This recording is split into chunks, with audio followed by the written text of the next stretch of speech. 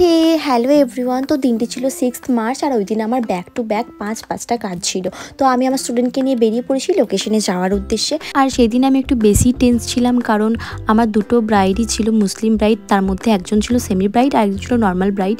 তো ফার্স্টে আমি যেখানে আছি সেখানে আমার কাজ ছিল সেমি ব্রাইডাল ওয়ার্ক। তো যাওয়ার পরই আমার বান্ধবী আমাকে আমার স্টুডেন্টকে এত কিছু দিয়েছে খাওয়ার জন্য। তো আমরা খাওয়া দাওয়া কমপ্লিট করলাম আর মাঝখানে কোনো বিফোর ক্লিপিংস নিতে পারিনি, কারণ আমার বান্ধবীর বিয়ে পড়াতে অনেকটা লেট হয়ে গেছিলো, তাই বসতেও লেট হয়ে গেছিলো। আর ও চেয়েছিল একদম সফট সিম্পলের মধ্যে একটা লুক, যাতে বেশি হেভি কিছু না লাগে। আমি সেরকমভাবে লুকটা কমপ্লিট করেছি। ওর কেমন লাগলো চলো শুনে নিই ওর কাছ থেকে। কেমন লাগলো বল? খুব ভালো লাগলো। Thank you.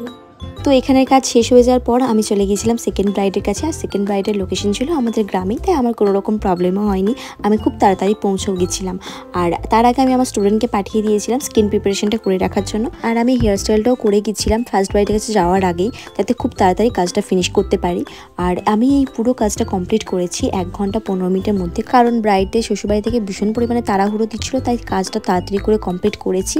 আর সমস্ত কিছু কমপ্লিট হয়ে যাওয়ার পর আমার ব্রাইডকে কেমন লাগছে সেটা কিন্তু অবশ্যই জানাবে। ব্রাইড কীরকম লুক পছন্দ করে সেটা আমি অলরেডি জানতাম, কারণ ঠিক আগের বছর 2023-এর মার্চ মাসে 12 তারিখে আমি সাজিয়েছিলাম এই দিদির যে যমজ মানে টুইন্স যে দিদি ছিল তাকে।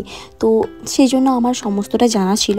আর দিদি আমাকে বলেও দিয়েছিল যে কীরকম লুক চাই, আমি সেরকম মতো লুকটা কমপ্লিট করেছি। এরপর ব্রাইডকে রেডি করে আমি চলে আসি আমার বাড়ি। আর বাড়িতে এসেই দেখি আমার বান্ধবী আমার জন্য অপেক্ষা করছে। বান্ধবীর স্কিনটা দেখিয়ে দিলাম যে কেমন, ওর কিন্তু ভীষণ পরিমাণে ওপেন পোর্স ছিল।